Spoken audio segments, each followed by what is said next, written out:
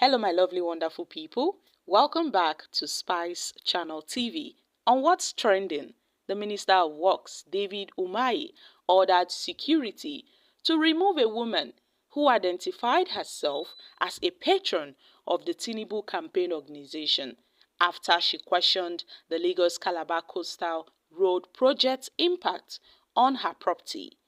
According to a video posted by Channels TV, the incident occurred during a public engagement on Sunday in Victoria Island, Lagos, where Umahi met with stakeholders and homeowners affected by the project.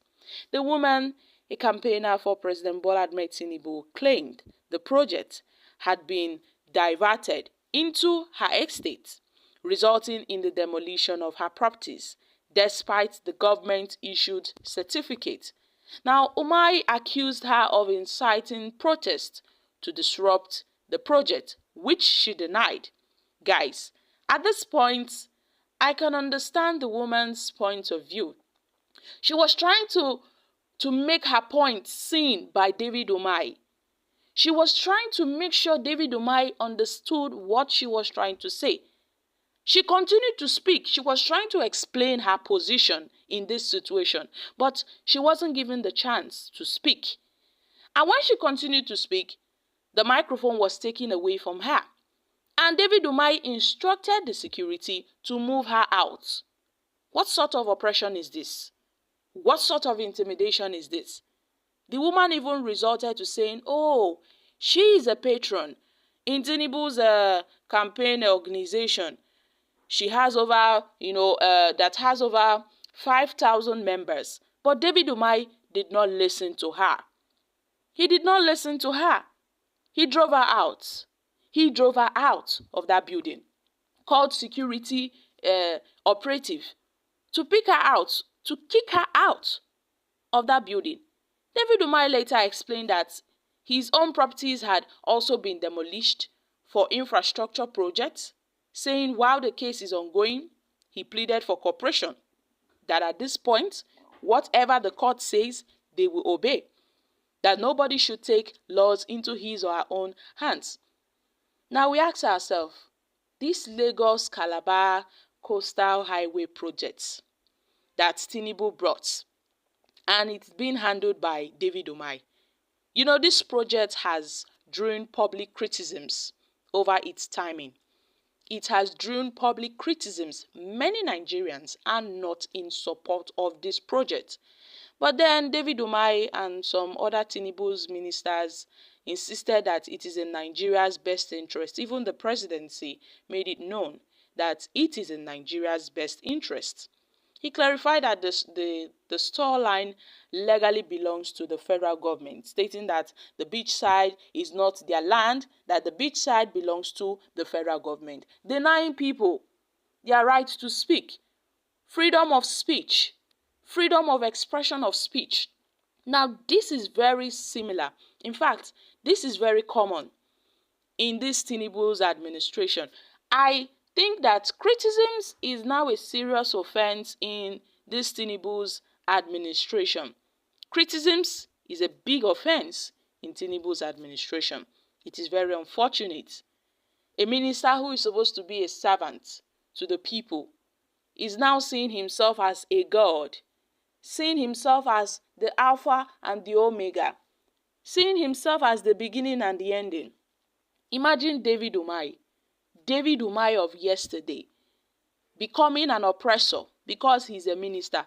These guys are speaking out from what they've seen. They ought to have this freedom of expression, but no, because you are a minister. That was what Nyesom Wike did some few days back in a viral video when Nyesom Wike was talking to some group of persons in Abuja. They were asking him questions and he had to shush them off. He was shushing most of them, telling them to shut up, telling them to keep quiet. You can imagine, Nyesom Wike, a fellow human like me and you, like you and I, telling his fellow humans to shut up because he sees himself as the governor of Abuja.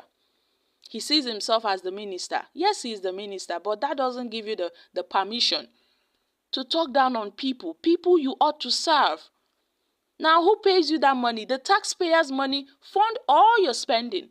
It is the taxpayers' money. But no, they don't have respect for Nigerians. And when it comes to election, they campaign from one local government to another, trying to convince the masses to vote for them again. And at the end of the day, they turn back and they oppress the masses that gives them their votes. This is really interesting. Now, I wonder this Lagos-Calabar Coastal Highway project, how it is, how is it impactful to Nigerians? How is it going to help our economy? Does this make us more productive? Because I don't see how it adds to our productivity in this country. We are way behind. We are far behind in terms of productivity. Instead of this administration to focus on, improving our productivity, making sure that we export more rather than import more, they are building a Lagos-Calabar Coastal Highway. How is it going to help us in any way? How is it going to boost our GDP? Is it going to boost our economy? Is it going to boost this nation? But no, this Tinubu's administration, they don't know what is important. They tend to go for the unimportant things rather than focus on things that are important in this country. But it is the situation we found ourselves in. What can we do about it? Those that speaks up will be locked up. If you come out to protest, you will be locked up. If you speak against this government, you will be locked up. So it is just oppression everywhere. And they are not even hiding it anymore. They are not hiding it anymore. So imagine Tinubu's minister, David Umahi, committing this heinous act, ordering a security to remove an APC supporter. This is Tinubu's strongest supporter. The lady said she gathered people for Tinubu. They have an organization. She even showed her certificates. She showed her papers that yes, she is an APC supporter, a strong one. But no, David Umahi did not, look at that aspect. So what's this trying to tell us? It's trying to tell us that in this Tinubu's regime, whether you are an APC supporter or not, you are going to collect Wotowoto. Everybody will collect Wotowoto in this Tinubu's government. So guys, I'm dropping here. Kindly share your thoughts on this in the comments section. Thank you.